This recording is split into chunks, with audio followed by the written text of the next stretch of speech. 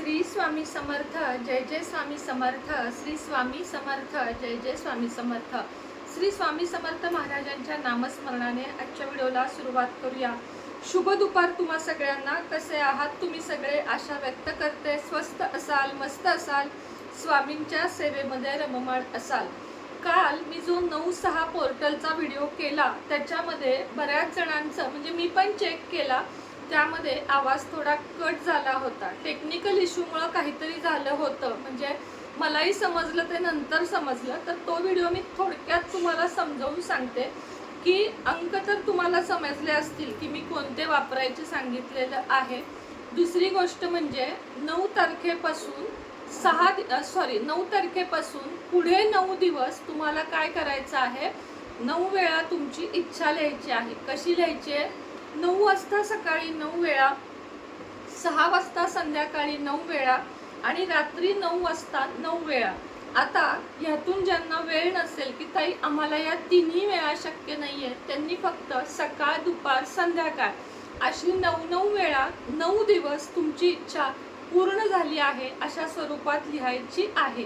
तर ते काल व्हिडिओ नीट झाला नव्हता म्हणून आज मी इथं त्याबद्दल सांगितलं. आजचा व्हिडिओ खूप जास्त इंटरेस्टिंग आहे. तो म्हणजे अधिक महिना जाता जाता कोणत्या राशींना लाभ देऊन जाणार आहे. रोजचे ग्रह, तारे आणि आपले ग्रह प्रत्येक राशीतून काही ना काही परिवर्तन करत असतात. जसं की मी मध्ये सांगितलं, गुरु गोचर हा खूप मोठा ज्योतिषशास्त्रातला भाग आहे. कारण एका राशीतून दुसऱ्या राशीत जायला 12 महिने लागतात. मात्र एका म्हणजे गुरु गोचर जे असतं ना, ते 12 वर्षांनी एका राशीमध्ये येतं. ते आता कन्या राशीमध्ये येत आहे.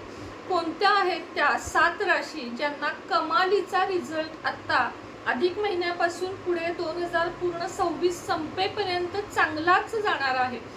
थोडेफार जे इश्यू आहेत ते मी तुम्हाला समजून सांगेल, त्यामध्ये थोडीशी काळजी घ्यायची आहे. तर सगळ्यात पहिली आणि पहिलीच राशी चक्रातली रास ती म्हणजे मेष. मेष राशीला धनाचे लाभ होणार आहेत, म्हणजे आर्थिक लाभ खूप जास्त प्रमाणात संभवत आहेत. मग तो व्यवसाय असो किंवा नोकरी असो. आता तुम्हाला काळजी काय घ्यायची आहे, तर काळजी इतकीच घ्यायची आहे की तसं पण मेष राशीचा नेहमीच तोंडावर ताबा असतो. विनाकारण कुणाला उलटून बोलणारी रासच नाहीये मेष रास. मेष रास ही एकमेव अशी आहे जी प्रत्येक राशी बरोबर ऍडजस्ट करून घेते. म्हणजे मेष राशीचं लग्न समजा तो पुरुष असेल खास करून, तर तो कुठल्याही स्त्रीला तिच्या म्हणण्याप्रमाणे वागवू शकतो असा मेष राशीचा पुरुष असतो. आणि स्त्रिया सुद्धा तशाच प्रकारच्या असतात, शांत चित्ताच्या असतात, शांत प्रवृत्तीच्या असतात. त्यामुळे मेष राशीने कायमच आपल्या तोंडावर अशाच प्रकारे जर ताबा ठेवला, म्हणजे शांत, मौन राहणं, कमी बोलणं, मोजकं बोलणं पण चांगलं बोलणं, तर मेष राशीसाठी 2026 हा अधिक महिन्यापासून उरलेला पूर्ण अतिशय छान जाणार आहे. आता काळजी काय घ्यायची आहे, तर गॅस्ट्रो संबंधात जर तुम्हाला काही त्रास वाटला, म्हणजे पोट बिघडलं किंवा मळमळ, उलटी, ज्याला वॉमिटिंग आपण म्हणतो, अशा पद्धतीचे कोणतेही लिव्हरचे, पोटाचे त्रास जाणवले, तर घरगुती औषधं न करता लगेचच डॉक्टरांकडे जायचं आहे. या राशीसाठी उपाय म्हणजे सूर्याची उपासना करायची आहे. बाकी काही नाही केलं तरीही चालेल, म्हणजे बाकी आपण ज्या रेग्युलर सेवा करतो त्या वेगळ्या, पण उपाय म्हणून सूर्याची उपासना करायची आहे. दुसरी भाग्यवान रास आहे वृषभ रास. मेष झाल्यावर वृषभ रास वृषभ राशीला सुद्धा धनाचे मार्ग उघडे होताना दिसत आहेत. म्हणजेच तुमच्या व्यवसायात, नोकरीमध्ये, प्रमोशन मध्ये सुद्धा, परदेशी जाण्यासाठी सुद्धा तुम्हाला आता योग दिसत आहेत. विद्यार्थींना सुद्धा हा महिना खूप छान जाणार आहे. थोडीशी पालक वर्गाची गडबड होणार आहे, कारण आता अर्थातच शाळा सुरू झाल्या आहेत, काही होणार आहे. त्यामुळे नियोजन खर्चाचं आणि आपल्या कमाईचं हे बसवणं भाग आहे. आर्थिक स्थिती चांगली मजबूत होणार आहे. फक्त वायफळ खर्च आपल्याला थांबवायचे आहेत. बाकी हा महिना खरंच खूप, म्हणजे हाच महिना पूर्ण 2026 पर्यंत छान जाणार आहे. कोणती काळजी घ्यायची आहे, तर तुम्हाला कुठल्याही प्रकारच्या छातीमध्ये किंवा पाठीमध्ये वेदना झाल्या किंवा पोटाची पण काही तक्रार जाणवली, मायग्रेन सारखे त्रास जाणवले, पित्त अतिप्रमाणात जाणवलं, तर तुम्हाला उष्णता कमी करणारे पदार्थ खाऊन अर्थातच डॉक्टरांचा सल्ला सुद्धा घ्यायचा आहे. आता पुढची रास बघूया. उपासना सूर्याचीच करायची आहे वृषभ राशीने सुद्धा. तिसरी रास आहे कन्या रास. कन्या राशीचा तर म्हणजे जास्त काही सांगायलाच नको. कन्या राशीला सोने पे सुहागा असे दिवस आता चालू होत आहेत. कन्या राशीला नवीन व्यवसाय काढायचा आहे, नवीन नोकरी, प्रमोशन, परदेशात जायचं आहे, कुठल्याही विद्यार्थ्यांना कुठं चांगल्या ठिकाणी ऍडमिशन घ्यायचं आहे, स्पर्धा परीक्षांमध्ये यश आहे. खूप एकंदरीत छान आता तुमचं कन्या राशीचं आहे. त्यामुळे कन्या राशीने कुठल्याही प्रकारची काळजी करू नका. मात्र कष्ट आणि कर्म या दोन गोष्टींवर मात्र फोकस पाहिजे म्हणजे पाहिजे. त्याच पद्धतीने कन्या राशीने सुद्धा सूर्याला तांब्याच्या तांब्यामध्ये पाणी घेऊन त्यात थोडेसे काळे तीळ, कुंकू घालून जर तुम्ही सूर्याला रोज अर्घ्य द्याल आणि ओम गृहिणी सूर्याय नमः या मंत्राचा जप कराल तर तुम्हाला जास्त फायदा होताना जाणवेल. आता पुढची रास आहे ती म्हणजे सिंह रास. माझ्या आवडीची रास आहे सिंह, कारण माझी स्वतःची आहे. सिंह राशीने दोन गोष्टींवर कंट्रोल ठेवायचा आहे. एक म्हणजे राग आणि दुसरं म्हणजे तुमच्या भावना. या दोन गोष्टींवर अत्यंत प्रमाणात कंट्रोल ठेवायचा आहे. कारण सिंह राशीला जितका राग आहे ना तितक्या भावना पण आहेत. त्यामुळे रागावर कंट्रोल ठेवा आणि जर तुम्हाला कोणी गोड बोलून फसवण्याचा प्रयत्न करत असेल तर त्यापासून सुद्धा हुशारीनं लांब व्हा. लक्षात घ्या की आपल्याला आयुष्य हे एकट्यालाच सफर करायचं असतं. बाकी सगळ्या व्यक्ती आजूबाजूनं आहेत म्हणून असतात सिंह राशीच्या. आपलं असं सिंह राशीला कोणीही नसतं. त्यामुळं आपण आणि आपलं काम, आपला देव आणि स्वामी समर्थ महाराजांवर विश्वास, रामरायावर विश्वास, हनुमंताची सेवा, हनुमान चालीसा, श्रीराम जय जय रामचा जप करून हनुमान चालीसा जर तुम्ही दररोज पठण कराल आणि आदित्य हृदय स्तोत्र ह्या दोन गोष्टी जर तुम्ही दररोज कराल तर तुम्ही बघाल बघता बघता आता सिंह राशीची जी 2.5 वर्षाची साडेसती आहे ती अगदी थोडी राहिलेली आहे आणि आता हो जो जातानाचा काळ आहे ना तो सगळ्यात चांगला असणार आहे. उपाय म्हणून अर्थातच सिंह राशीला सूर्याची उपासना आणि सूर्योदयाच्या आधी उठणे हे जर तुम्ही नियम पाळाल तर तुमच्यासारखं नशीब कोणाचंही नसेल. आता झाल्या या 4 राशी. अजून 3 राशी कोणत्या आहेत हे सांगण्याच्या आधी तुम्हाला एक माहिती देऊ इच्छिते. ती म्हणजे ज्यांना ज्यांना आपल्या कोल्हापूर मध्ये मी स्थित आहे म्हणजे राहण्यास आहे, कोल्हापूर आईच्या महालक्ष्मीच्या देवळामध्ये मी एक आहेत गुरुजी, त्यांच्याकडून मी आता ते आपले जे कुंचन आहेत ते सिद्ध करून घेते आणि कोल्हापुरी जे कुंकू आहे ते तुम्हाला त्यामधून देत असते. त्यामुळं ज्यांना लक्ष्मी कुंचन ही कर्जमुक्ती, लग्न, त्याच पद्धतीनं पैसा वाढण्यासाठी, भरपूर पैसा मिळण्यासाठी, नोकरी कशासाठी तुम्हाला पाहिजे असेल तर लक्ष्मी कुंचन सारखी सेवा दुसरी नाही. त्यामुळे जर तुम्हाला माझ्याकडून लक्ष्मी कुंचन हवे असेल सिद्ध अभिमंत्रित केलेले ज्याचा तुम्हाला लाभ हा होतोच तर त्यासाठी खाली दिलेल्या नंबरवर संपर्क साधा. दुसरी गोष्ट म्हणजे अघोर लक्ष्मी सिद्ध जप एक सांगते. तुम्हाला कर्जमुक्ती हवी आहे, तुम्हाला पैसा पाहिजे आहे, तुम्हाला शत्रू त्रास देत आहेत, तुमचं लग्न होत नाहीये, तुम्हाला बाळ होत नाहीये, कोर्ट कचेरीपासून मुक्तता हवी आहे, तुमच्या नात्यात कोणीतरी विनाकारण त्रास देत आहे त्यांच्यापासून मुक्ती हवी आहे तर अघोर लक्ष्मी मंत्र माझ्याकडून घ्या. अतिशय सुंदर सेवा आहे. काहीच नाही, तुम्हाला जो मंत्र देणार आहे त्याचा जप करायचा आहे आणि हा मंत्र गुप्त ठेवायचा आहे स्वतःपर्यंत. त्याचे रिझल्ट तुम्हाला 21 दिवसात येतील. तर तो पाहिजे असेल तरीही खाली दिलेल्या नंबरवर संपर्क साधा.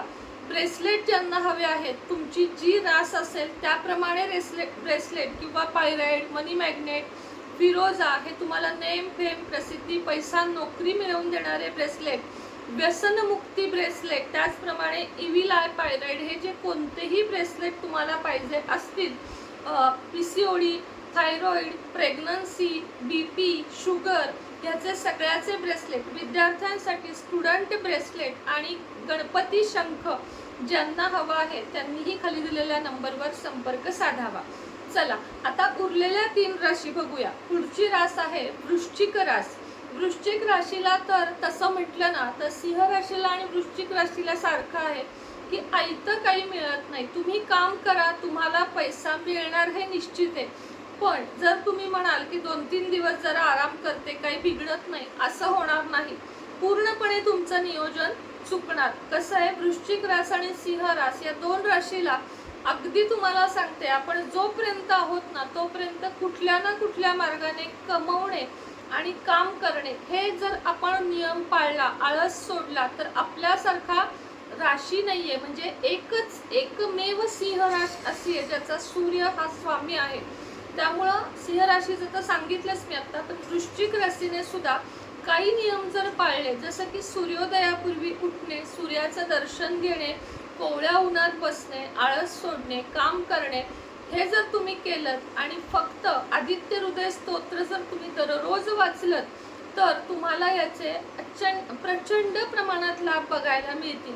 सूर्याची उपासना सुद्धा करायची आहे. तर हे वृश्चिक राशीला सुद्धा आता अधिक महिन्यापासूनचा पुढचा काळ खूप चांगला जाणार आहे.